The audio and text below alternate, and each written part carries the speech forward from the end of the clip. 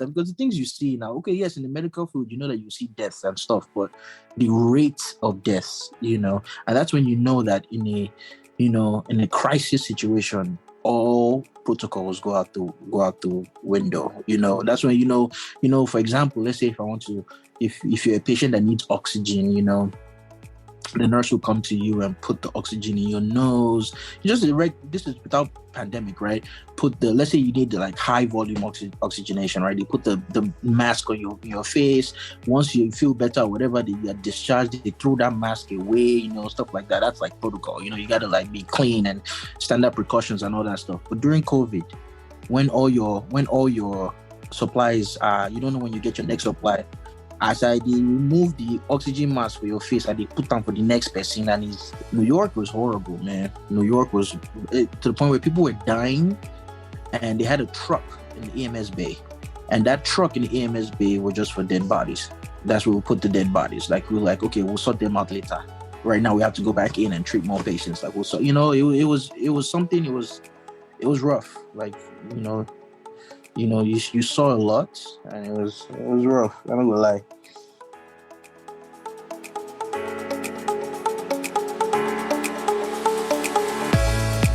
Hello. Welcome to another episode of Lost Lagosians, a podcast covering topics about Lagosians, Nigerians, and Africans in diaspora, as well as trending topics and challenges facing Africans living inside and outside of Africa. I'm your host, Brother Mike. Thank you all for tuning in today. Really, really appreciate spending some time with us. We've got a very special guest today. Really excited to have him on. We've been friends for a minute. For a cool minute. Yeah, just for a GP. Yeah, man, for a cool minute. And then we lost touch and reconnected over a chess game, which there was some shellacking. There was some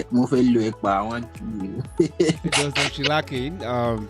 We'll leave that, those who got shellacked, or the shellacker or the shellacki. No, the shellacka. Yeah, the shellacki. The shellacker and the shellacki to remain unnamed. Yeah. But with that, so then we connected again. No, I've been open now. Brother Mike was whooped. Let's just, let's just say it. Let's. Brother Mike was whooped. I'm a little bit rusty. You know how they say chess is like a bike riding exercise. Well, but if you know how to ride a bike, you can always get on and ride. Who said that? If you've not ridden for a long time, you can always find your way. I think we had like half a game or one game. I was a little bit rusty, so the second game was half. Yeah, it was half a game because you conceded. Yeah. No. Was that why? I don't. Yeah, you just dropped your king, and you're like, that's it. Because there was no direction. That game wasn't going anywhere. No, the direction was me flogging you, but let us be coming down. No, the game did not have a direction. If the game is direction, I just thought, okay, what's the point of this? Like, I can see you've made your move and you kind of did, was it a fool's move or something like that? Some kind of scholar's move, I think. Yeah, some kind of scholar's move. Yeah, no, that was awesome. But so glad to reconnect with YB again. So thank you for being here. Again, really appreciate it. I know it's late for you. You are not in the same time zone that I am. But just fun to catch up and let's kick it. It's gonna be fun. I'm excited. Let's do it, man. I'm excited too. Before we jump in, I just wanted to say thank you guys for listening. Thank you guys for being here. Thank you for your support and love of the show. And I just want to thank you guys for spending time with us today. If you do find any value in this, please help us by sharing the word and share this episode with someone that you think might find value in it or someone that might benefit from it. Also, if you're on Apple or if you're on Spotify or if you're on Google Podcast or on YouTube, please leave us a review or leave us a comment or hit the like button. With that out of the way, I also wanted to caution folks that this conversation may not be suitable for all audiences. Right. So listener discretion is advised. Yeah. Yeah. I met you, I think, at the Student Union building. Right. On campus. Right. I'd heard a rumor that there was this Nigerian guy that was in town. The guy is very bright and sharp and he talks very fast. In my mind, I was like, I need to meet this. I need to meet this Nigerian guy that everybody's talking about. So we met at the Student Union building. I I don't even know. I mean, do you recollect that experience? What was your recollection of that Uh, experience? I think I think how we met, it was through and one A of our mutual other, friend. yeah, one of our other friends too. That's how we Yeah, met. But yeah. when I met you at first, I thought like, man, this guy is just cocky. I was like, this guy is just cocky because you're Uh-oh. like, hey, what's up? How you doing? Like, what's up? Well, my name is Matthew. And I'm like, hey, I was like more excited to meet you. And you Oh, were of like, course, yeah. oh, and then later on, I was like, why am I even excited to meet this guy? So like, I mean, like that guy too. Like, you can't tell me. Like, what's Well, up? I mean, so You when we know, went to college, it was I mean, I don't even know, probably less than 1% African Americans, true. not to talk of Oh, Nigerians, Africans, and yeah, you or were even here. Africans in general, Yeah, very yeah, few. yeah. And this is a big university with 20,000 students at least. Mm-hmm. And I think, from my recollection, it was like 5 Nigerians or 6 Nigerians At that time, yeah, at that at time. There's that probably time, 6 of us yeah. out of like 20,000. So, I mean, it's like a pretty, you know, not diverse school. Oh So every yeah. time somebody comes in, you hear about it, and you're like, oh, there's this new guy that's on the block. This new guy is in town. So yeah. So do you mind kind of recanting your experience, like with Lagos? This is Lost Lagosian show. So how was the experience with Lagos and just the whole ordeal coming here, and just the cultural shock as well, I if there mean, was any? for me, it's different, right? Because I was born in DC, and then my father took everyone back. When I was 5, he took everyone back to Nigeria to just kind of like, learn the culture and then learn everything. And then when you're done with high school, he'd be like, "Hey, pick where you want to go. You want to go back or you want to stay?" And most of my family members stayed, but I came back and you know, we went to school. So it wasn't really like a cultural shock because I was always visiting.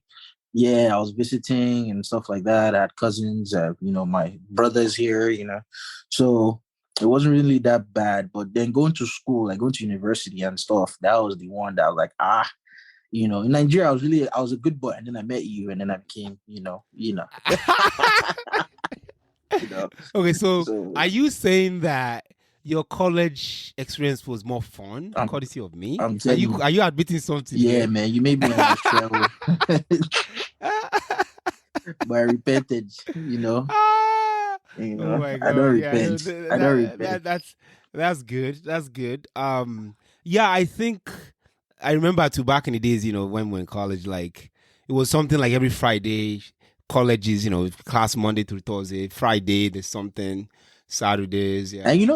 if you remember, I was really timid. You guys would have to like pull me to come outside, and like come Right. out, like come, let's do this, let's hang More out. of an introvert, I would say. Right, right, right. Yeah, And yeah, then yeah, yeah, now, yeah. I mean, then later on, you know how they say, like you learn from the master, and then the master becomes The I became the master. Oga Pata I Pata. became master Yeah. Wong. Yeah, yeah, you yeah. know. So, but it was a good way though because Oh yeah. you had so much to say, Oh yeah. so much to offer. You were very calculated. You were decisive, Yeah. Yeah. Yeah. and you knew what you were doing. So even though my career path or my field was not aligned with yours, Mm-hmm. I don't think we crossed more of in the academics because No. you knew what you wanted, you Right. knew what you, and you're Yeah. just like, guys, just leave me. We can hang out on Yeah. Friday, Yeah. Saturday, Yeah. but Monday But through during the week, Friday, yeah. I'm doing my stuff, Yeah. So we never really, it was just, hey, I'm going to class, blah, blah, Yeah, blah, blah, because blah, I blah, blah. mean, I'm in the medical Yeah, field, and the medical field is tough right. now. It needed Mm-hmm. you know, Mm. all my concentration at All your that time. faculties, right? I'm telling Yeah, you. So I yeah, was like, yeah, don't yeah, worry, yeah. Friday, Saturday, Sunday, I'm with you guys. But Monday through Yeah. Forget Thursday, it. Yeah. yeah, Yeah, man. yeah. Yeah, yeah, yeah. So how has that been though in terms of shaping you? You mentioned you're in the medical field, Yeah. just looking back with the pandemic, the Hmm. coronavirus and stuff like that. I mean, it's funny. How, yeah. It's funny because with the pandemic and Corona and all that stuff, you know, I feel bad for the people that lost their lives. There's a lot of people that lost their lives, a lot of people that died, a lot of people that got sick. Mm, But for me, being in medical field, it was very lucrative because mm, there were a bunch of contracts. There were contracts out there mm. where would go to different states where they had, high volumes of patients with COVID patients that we had And to go, lower yeah, medical and lower staff. So we had to go, professionals. yeah, Yeah. so we had to go treat those patients and for a price and stuff. And it was lucrative. And, I can't complain. I thank God. But, so it was, but then I on the flip side, I missed time with my family, with my boys, and stuff like that. And so it was kind of rough. But Mm-hmm. for the medical profession, it was lucrative. It was mentally draining. A lot of folks. The Nigerian people, we know they believe in, we know they believe in counseling. Now we know they believe in all this kind of mental health. Say we need to see someone or be on meds. My counselor now I first now the first person Wow. where I visit after, because the things you see now, okay, yes, in the medical field, you know that you see deaths and stuff, but the rate of deaths, and that's when you know that in a crisis situation, all protocols go out the window. That's when for example, let's say if you're a patient that needs oxygen, the nurse will come to you and put the oxygen in your nose. This is without pandemic, right? Let's say you need the high volume oxygenation, right? They put the mask on your face. Once you feel better or whatever, you are discharged, they throw that mask away, stuff like that. That's like protocol. You got to be clean and standard precautions and all that stuff. But during COVID, when all your supplies you don't know when you get your next supply. As I they remove the oxygen mask for your face and they put them for the next person, and it's valid. Everybody, you are good to go like that. There's nothing to drink. Nothing to drink. Wow. Damn near want to how back in the day how they would spit in a glass and clean it and then it's good to go. Damn near that rough. So wow. I heard about that. There was a lot of shortages and stuff. Yeah. And they had to convert a lot of manufacturing facilities to make medical equipment. Oh yeah. I mean, sometimes some places like New York was horrible, man. New York was to the point where people were dying, and they had a truck in the EMS bay, and that truck in the EMS bay was just for dead bodies. That's where we put the dead bodies. We're okay, we'll sort them out later. Right now we have to go back in and treat more patients. It was something. It was rough. You saw a lot, and it was rough. I'm not gonna lie.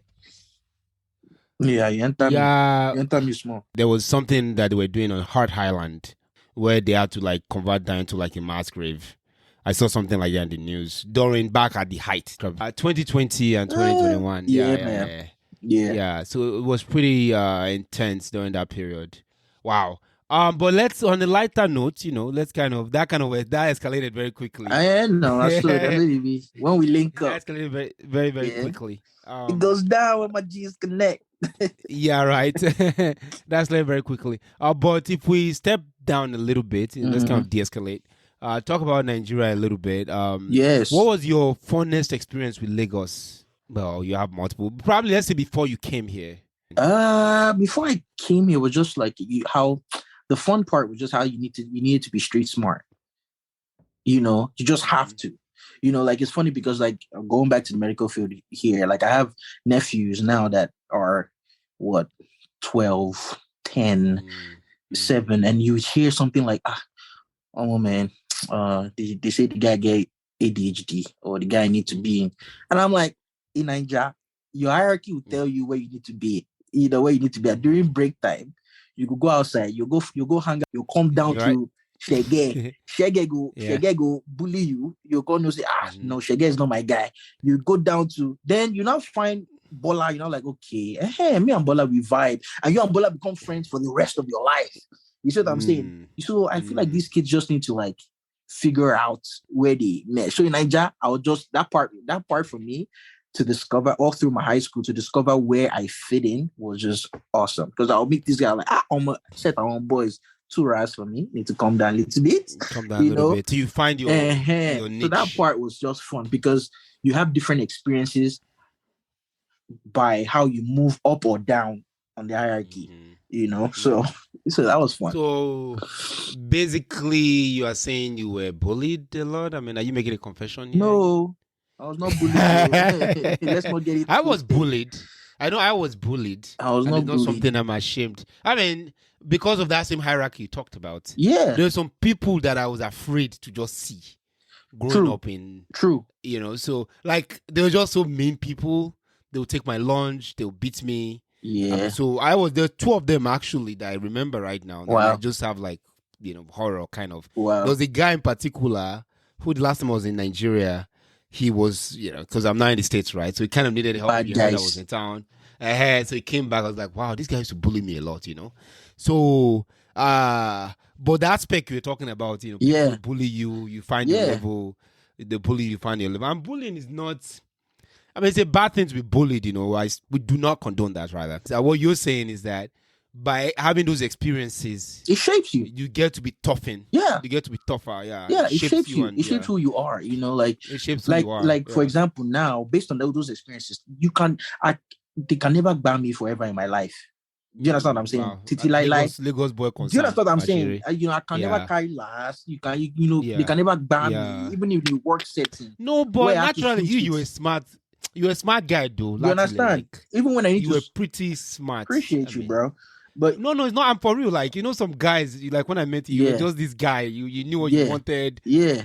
But, so why I'm saying is because that I don't think we should use a wide brush to paint all Nigerians that were in that environment of being bullied and being street smart. Because people were bullied and maybe they didn't figure it out on time. Yes. Yeah, and there's some people that even it left a negative impact on them. For life. Thank you. For life. Yeah, they're forever exactly. Timid in some situations or scared in multiple situations. For me, I just felt like, I feel like, okay, you know what? I just, I took it with the grain. When I was with the Raz crowd, I was like, Chai, man, let me give it one more go. Nope. Okay, these are not my folks. Then semi-Raz was where I was like, Omo, I like these folks. Not the full-fledged Raz where like you take out your school uniform as soon as you get out of school and you roll your pants up and you're like, you have money for a bus and you want to tambo instead. Like, nah. You understand? You want to tambo? This guy, remember? Like, no. Let us that one Lagos vibe. Yeah, let's switch to the whole, like, okay, at least let's just sit down in the bus. Worst case scenario, we'll lap each other. That kind of Raz that like that, the medium. The middle range Raz. Medium Raz. Yeah. Yeah, I was good with that. That was my folks. I think in high school, I wasn't that way. So I went to college in Nigeria too. I went to Yaba Tech. So in Yaba, I want to say, so my roommates were Raz. I had Curtis. Like my roommates were Curtis, right? Yeah. So it's a room, Hollywood, if anybody knows Yaba Tech. There's Complex, there's Hollywood, then there's Bakassi. So I stayed in Hollywood like my first year. The second year I was in Complex, so OND, So, but my first year in Hollywood, Hollywood is just this place where they're supposed to have like two double bunk rather. Mm-hmm. So you know those double bunk now. Mm-hmm. So, but I think somehow we managed to get 4 people. Mm-hmm. So what we did was we removed the double bunk, the 4 of them. Mm-hmm. We took it out. Then we put mattresses. So we're able to fit about 16. Try. Like in one room, the room is probably, I want to say like a 10 foot by 8 foot, mm-hmm. but a 10 foot by 8 foot room, mm-hmm. For in Hollywood. So, and that room we could fit up to 16. So we just have mattresses. So at night, everybody comes to sleep. You don't know who you are sleeping with. Try. You don't know what's going on. It was a very, very horrible experience. And again, we'll get into details, as we. Yeah. But so we go into this room. So there's the person that go one of the 4. So there are 4 students really. Mm-hmm. But each 4 brought like 4 more. Wow. So one person is supposed to bring. One person brought 4. So there was 16. Yeah. So it's a room of 4 people. Wow. But we ended up being 16. Because I want us to get this on record. So I've seen like back in the day, Agber has caressed you before. Like smooched you. Not Agber. No, not Agber. No, not Agber. My question is, did you like it? Hold on now. Let me get to the bottom of it. So there's normally the guy who got the room. Yeah. Right? Shout out to my friend Ifeanyi. So Ifeanyi is the guy who got the room. Right. Then Ifeanyi has a friend called Aziz. Him and Aziz went to the same secondary school. So Ifeanyi and Aziz were like in my neighborhood, I grew up in Fadi. So in Fadi area. So I knew them. So I was like, okay, you went out there, but okay. I hooked up with them. Nice one. So then there's a guy called Shola. So 4 of us were all Fadi boys. So me, I'm like the nicest guy, the best guy. But that guy called Aziz. Again, shout out to these guys, That guy called Aziz is like Fadi area boy. Yeah. Then there's Ifeanyi. Ifeanyi is kind of nice guy. Then there's Shola. Shola is another like house guy. I wouldn't say tout. Tout is extreme. In a I'm more good like way. rouse In a guy. good way. In a good way. They're all good guys. There's tout Yeah, in a but bad so- way and there's tout in a good way. There's the guy who's the owner of the room. Then there's the roommate. There's the squatter, and there's a floater. So I was like a floater. Imagine like that extension by 4. So when you are going to sleep, you get into this room. You have to tiptoe. You know what I mean? You have to tiptoe to find your spot, and you have your own dedicated spot. Yeah. So around 10, everybody brings all the mattresses out. You have your spot. It was a very interesting experience because in that same room, guys were bringing babes and stuff. Dang.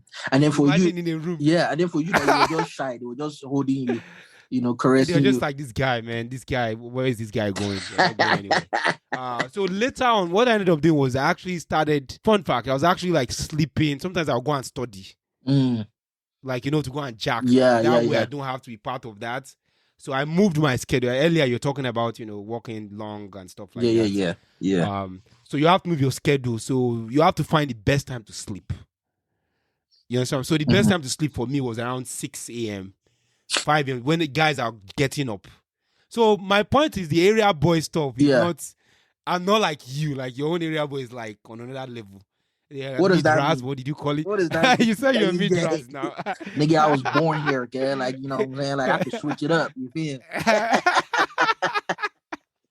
You said you're mid-raz, right? Yeah, mid-raz. Mid-raz was my specialty. Mid-raz. Yeah, Luther, strike, you understand? And all that. But guy, wait, going back to the babes situation, the one that you said that, okay, that some guys will bring babes. Are these guys that they had relationships? Like your guys, these are guys that had relationships and they'll bring side chicks or they'll bring their own babes? Well, we're in college then, right? So we're, I don't know, late teens. Some of us finished high school on time. So a lot of that was firsthand to me. Some of those guys, the word I want to use maybe is is what you and I, back to our roots, so back to the days of college. They had what they call a rotation. So they had a rotation, and with that rotation, it was very interesting. So only one guy, what was his name? Talent was the only one. Again, real, not fictitious. There's a guy called Talent. There's Prince. There's Scorpion. There are different kind of names. So, but Talent was the one that was dedicated and devoted. They had just one girlfriend. Shout out to Talent, man. Shout out to Talent. Shout out to Talent. I'm telling you. Shout out to Talent. But then we had a schedule. So Poker, there's a guy called Poker. We had a rotation. Wait, are these all cultists? These sound like cultist names. That's Yaba for you. When you go to Yaba, you need to. It's a little bit. Went to university is different. Yeah. Because university is a little bit uppity in a way. But poly is just like the bottom. I mean, again, apologies to the poly. I'm a Yaba guy myself, so I'm not going to. I'm not dogging anybody out. But what I was just saying is, those guys there, they had like a rotation whereby they had different girls come in, and then they need to tell you when you can come in. You understand? So like in the morning, we didn't have a meeting per se. I know this sounding all formal. It wasn't really formal. Maybe I'll come from class. Kind of boys code. I'll come from class around 10, 11 and they'll say, relax. Yeah, wow, like chairman, I get one babe so they come here, may not find a square root or something like that around 7. So by 7, you better not be in the room. And me, as a floater, I knew my level. I didn't want to make noise at all. Yeah. Because again, there's a guy who's one's room, there's a roommate, then there's this quarter and the floater. So the floater is like the last guy at the bottom of the ladder. Yeah. So that floater guy, you can't make noise. You don't. Yeah, you don't have a say. You don't have any say. At you have all. no right. Yeah. You float in, you float out. You float in, you float out. Yeah. That floater, if there's no room, you have to come in early as a floater. If you don't come in early, you are not sleeping. So my best sleeps were in on Saturday and Sundays. But Monday through Friday, sometimes I sleep in the halls and, different parts. Then also I had friends. God, Niger. I had friends whereby some of my friends, they are in complex or they're in Bakassi and they have a better arrangement. Sometimes their roommates go on the weekend home. So some weekends I'll sleep with those guys. They'll just say, okay, come over. Now you have a king size bed. God is good though. God is good. The Lord is good. The Lord is good.